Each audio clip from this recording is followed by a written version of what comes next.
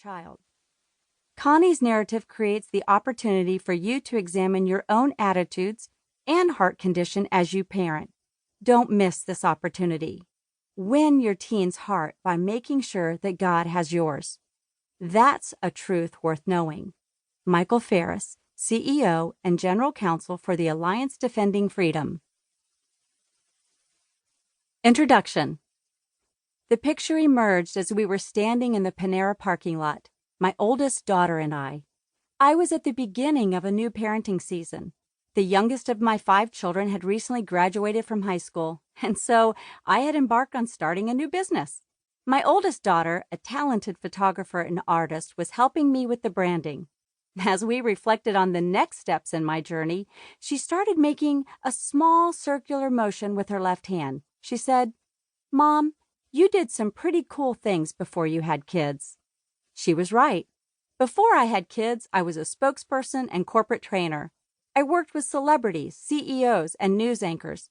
I also did television and radio interviews and made many guest appearances on behalf of the company I worked for. I was even given the keys to the city once by a mayor. Honestly, I didn't know what the keys were for, but I posed for pictures and politely said thank you. Everything I did back then was fun and exciting.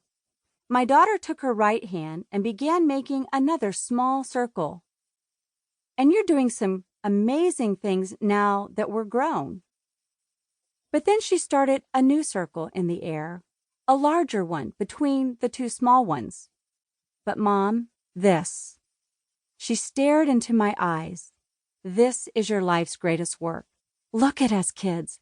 Look at your family. Look at what you and Daddy have built." And that was the key. Everything I have done or will ever do pales in comparison to having a close relationship with my family. With tears streaming down my cheeks, I thought, this is what Proverbs 31 is all about. That our children will rise up and call us blessed. The desire of every mother to hear a child say, "Look at our family." My kids know better than anyone how imperfect I was as a mother. They saw me at my worst. They knew who didn't get along with whom. They knew when I was at odds with their dad. And still, my daughter said, "Look at us."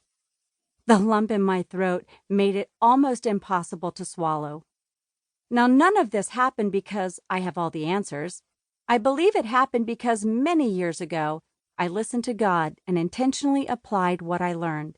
And one thing I learned is this: the teen years are not something to dread.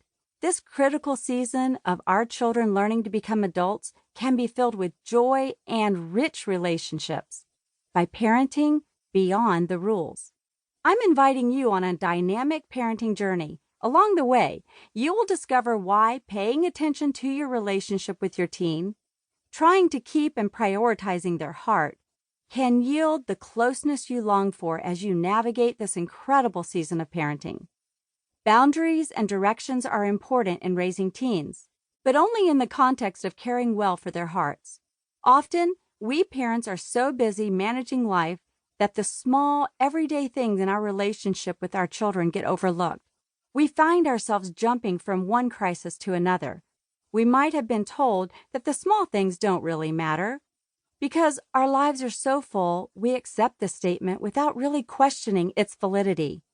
But as you parent your teen, I urge you not to reject what you can learn from the small things. I know how easy it is to overlook the eye roll, the disrespectful comment, the little white lie, or the forgetting to turn off the devices at bedtime rule, or to simply address the action and not the motive underneath. As tempting as it is to ignore the little things, I urge you to look more closely at why your teen does what he or she does. An ancient proverb says, "Out of the heart flow the issues of life," Proverbs 4:23. The issues your teen is working on will flow out.